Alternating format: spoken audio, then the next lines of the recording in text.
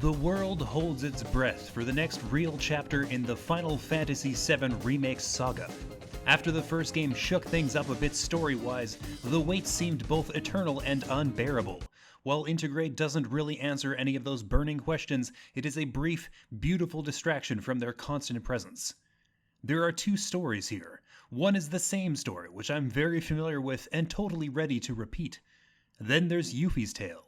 It's a quick little jaunt through Midgar with a tone that's slightly divested from the usual intense Final Fantasy fare. But only slightly. I genuinely teared up at the end, something I was absolutely not expecting. Also, it's tough, something I forget about Final Fantasy games every time I play them, but let's get into those visuals for a minute. Quality mode and performance mode represent two distinct versions of this game. I've never noticed a difference this stark before. Quality means exquisite, distracting details at a jittery 30 frames per second. Performance means incredibly smooth animation in every scene, buffeted by most characters losing a little definition in the face region. Also, the backgrounds and certain objects suffer a bit. Between the two, I found performance mode more tangible, more immediately satisfying. This is a PS4 game at its heart, after all. There's only so much tweaking you can do to the original textures, whereas the frame rate boost immediately propels Intergrade into next-gen territory. There was some initial waffling on my preferred mode, but I landed on performance more or less immediately. Beyond the substantial technical tweaks, the base game is exactly as you remember it.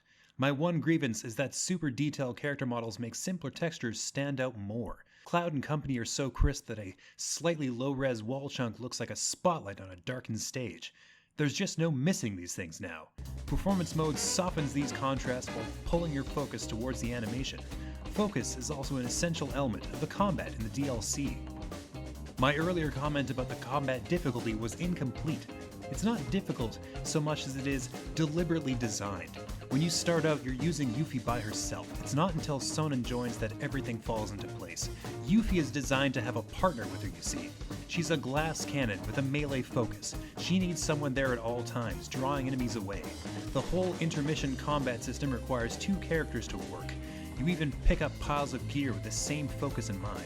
Once the central conceit of the battles revealed itself, fights went from frustrating to fiendishly clever. Sonnen is a terrific partner, with one exception. He doesn't use revival items. Instead, he gives you all his remaining HP and dies. 10 out of 10 otherwise. Also 10 out of 10, the new version of the Fort Condor minigame. I ripped through this game for review purposes, but Fort Condor requires a lot more attention. Like the original, you're deploying troops to win a chunk of contested territory. Unlike the original, you're deploying these troops in real time, through a modified version of the ATB system. You find out which matchups work and which don't in short order, with most matches taking less than 3 minutes. The whole thing is terribly compelling. Finding new boards, buying new units, challenging new opponents, and coming up with new strategies should really be its own game. You hear that, Square Enix? I will absolutely buy a retail version of Fort Condor. Big old spoiler warning. So, Intermission's story starts light and it ends in a terrible tragedy. It also felt incredibly abrupt.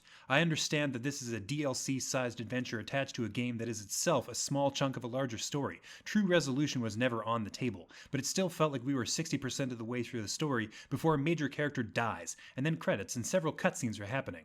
Also, there are 2 boss fights teased in the beginning. You get to one of them, while the other is tossed in Chapter 17 of the main game. As optional content, it felt very rushed is what I'm saying. On the other hand, one of the cutscenes makes it explicitly clear that, remember the spoiler tag, Zack is super alive and somehow participating in the current narrative. While the end of Remake had some insane implications, this scene makes them feel like facts. First and foremost, it's a fact that Part 2 of Remake could go in literally any direction. They're bringing people back from the dead, possibly using time travel magic. Nothing is off the table.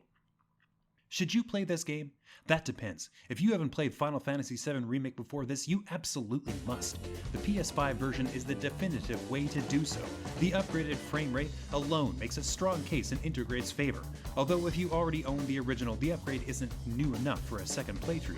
I'm playing it a second time, but you totally don't have to. As for the Intermission DLC, it serves as an excellent appetizer while we wait for Part 2. By the time you're done with Final Fantasy VII Remake Intergrade, that wait will feel like an eternal one. Don't forget to like this video, subscribe to our channel, and hit that notification bell to make sure that top quality COGconnected content keeps on coming.